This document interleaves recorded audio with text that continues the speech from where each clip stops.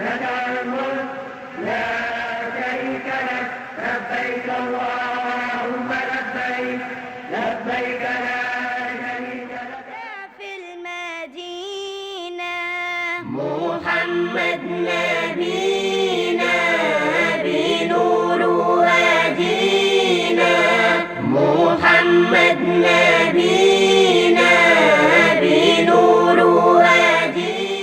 The National Hajj Commission of Nigeria (NAHCON) has expressed satisfaction with the ongoing Pilgrims Enlightenment campaigns across the country.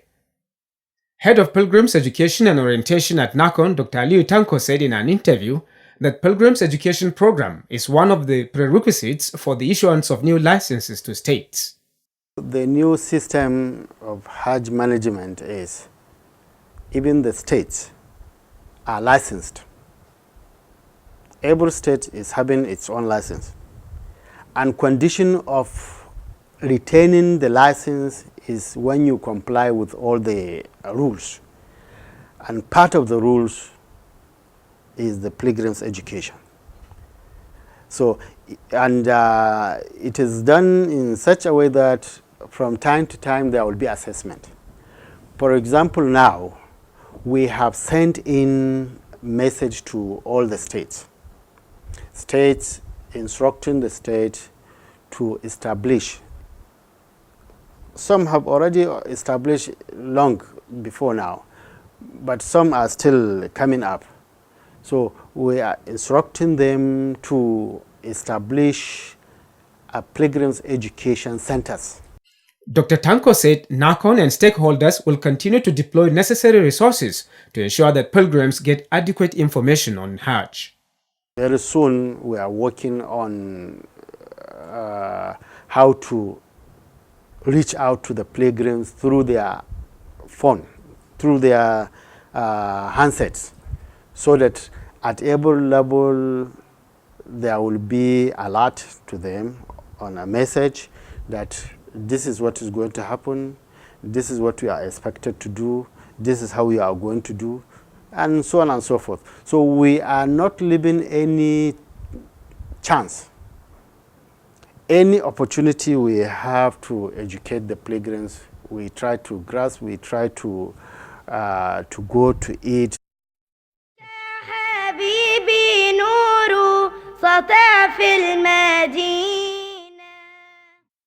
Similarly, Kaduna State Muslim Pilgrims Welfare Board has urged pilgrims registered for this year's pilgrimage to Saudi Arabia from the state to ensure full attendance of the weekly enlightenment program.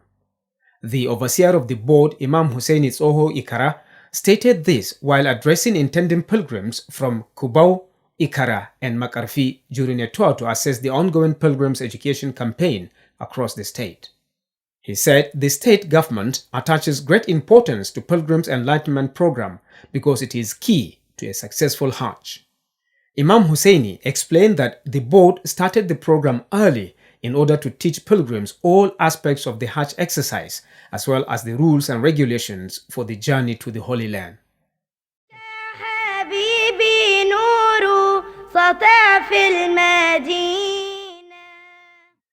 Meanwhile, as preparations for the 2017 Hajj exercise gathers momentum, the National Hajj Commission of Nigeria (NAHCON) urges states that are yet to remit 50% of their Hajj fare collections to do so immediately, or face the risk of 20% forfeiture of their seats allocation.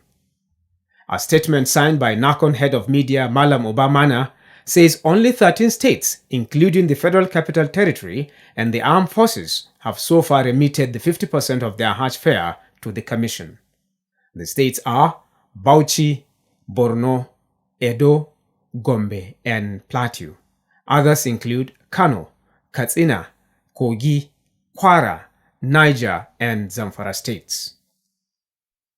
The statement further adds that the remittance of the agreed 50% from the states enables the Commission to fulfill its statutory obligation to service providers in Saudi Arabia during Hajj preparations, and this will go a long way to speed up the process.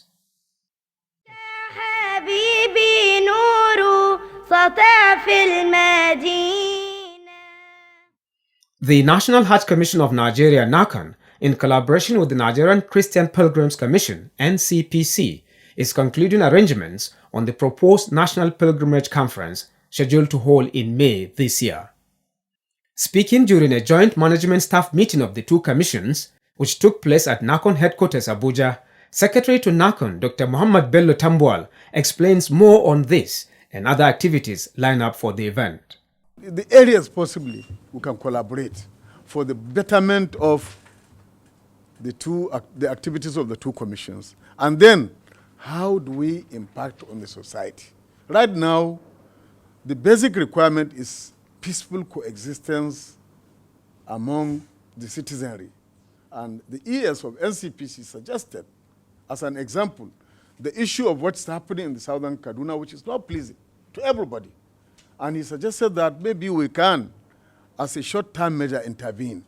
Intervene in the sense that we can pay a courtesy visit to the executive governor of Kaduna State. We can meet the people. We talk to them. Let us see us mingling together. And we can as well find some money, some resources, some funds to buy relief materials. After talking to them, you provide some cushion so that they understand. We educate them. It's all about education. We are not fighting here in Abuja.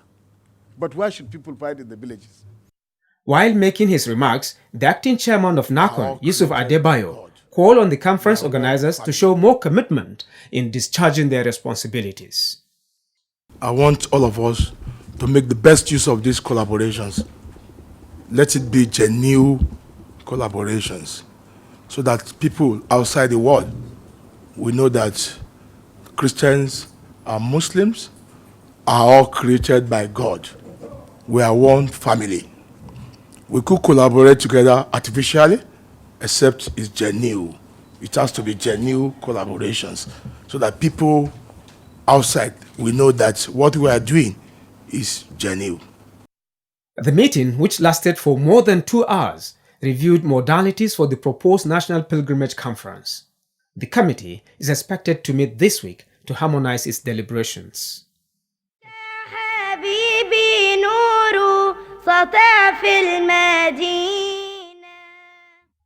The chairman of Ogun State Muslim Pilgrims Welfare Board, Dr. Ishaq Yusuf, cautions this year's intending pilgrims to refrain from unholy conducts that could tarnish the image of the state and the country. Dr. Yusuf made the call in Abeokuta during the screening exercise of the pilgrims.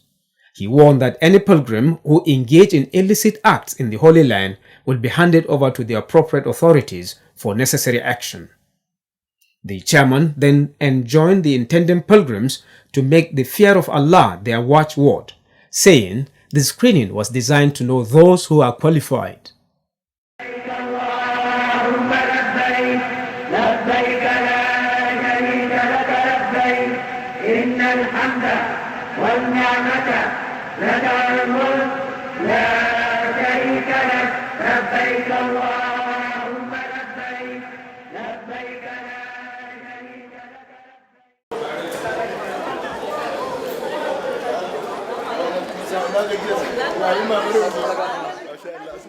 Health precautions are among the many steps taken by Hajj officials to ensure the well-being and good health of pilgrims during the Hajj.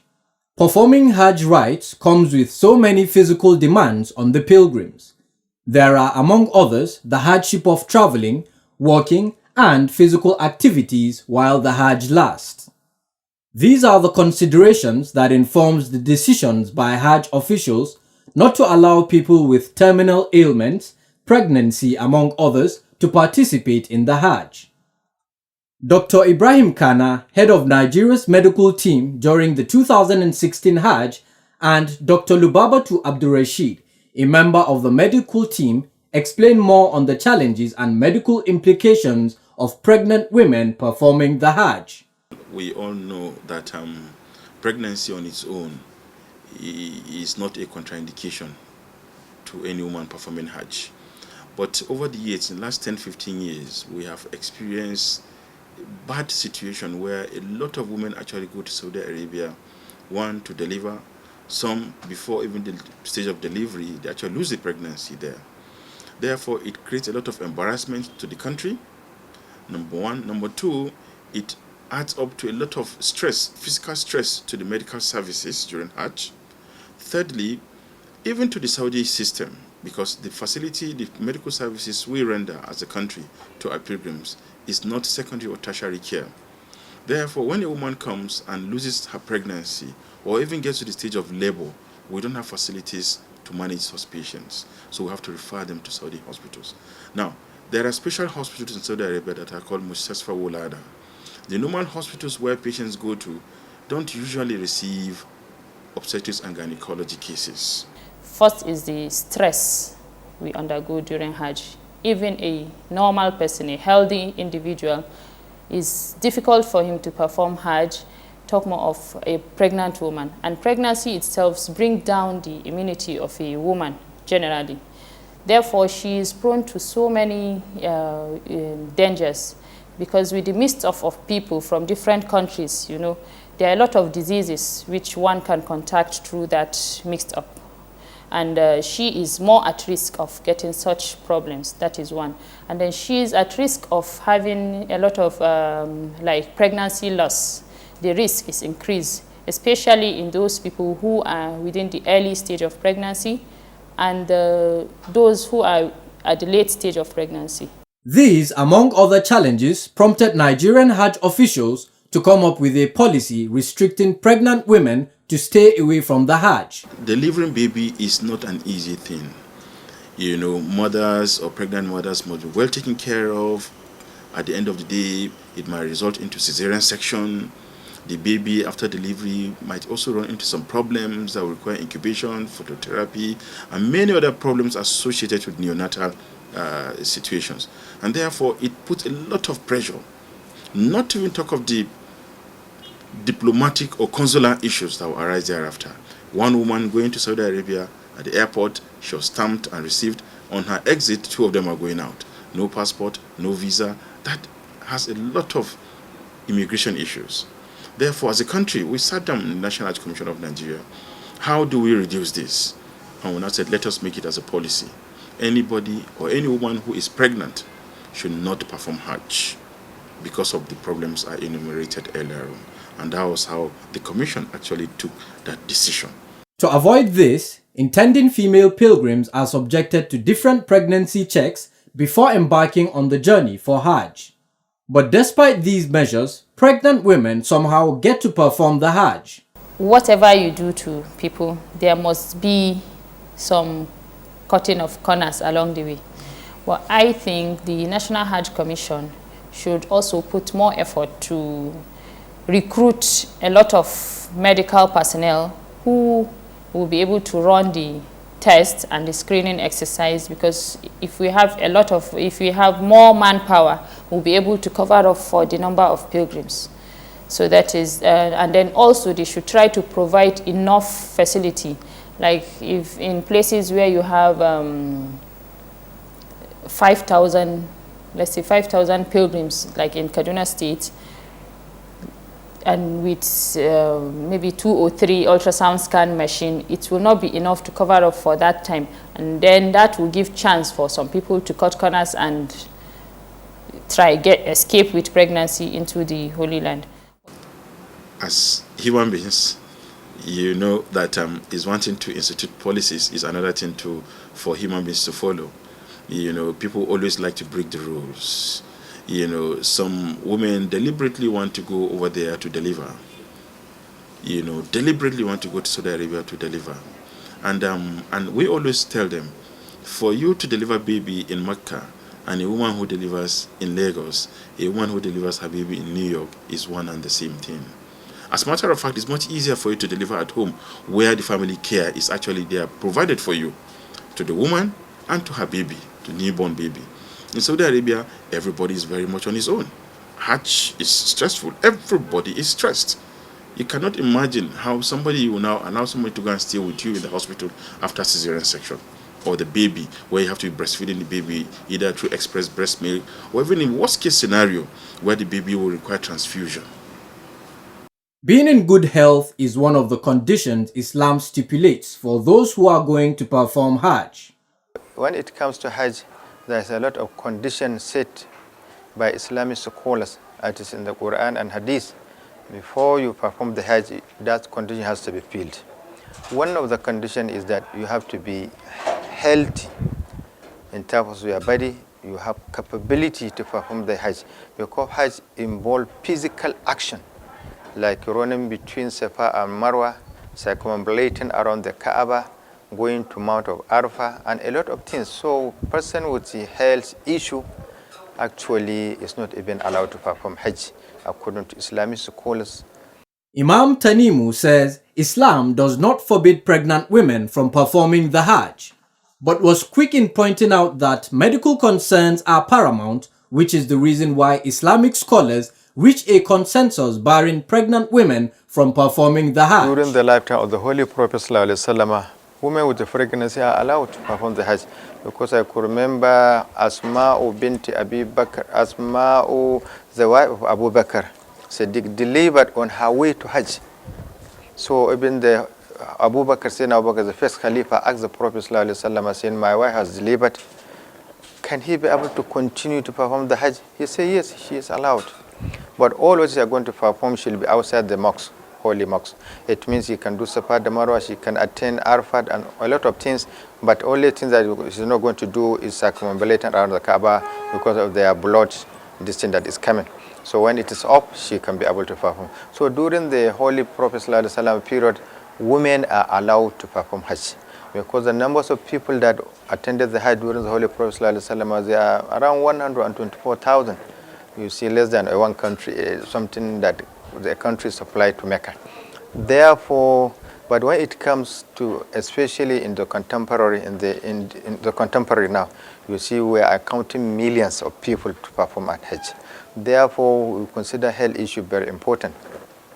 You see, as it was mentioned by the Khalifa Umar ibn Abdulaziz said, "Tahaddusu lin-nasi aqaliyatun bi qadar ma akhadasu min al-fujur."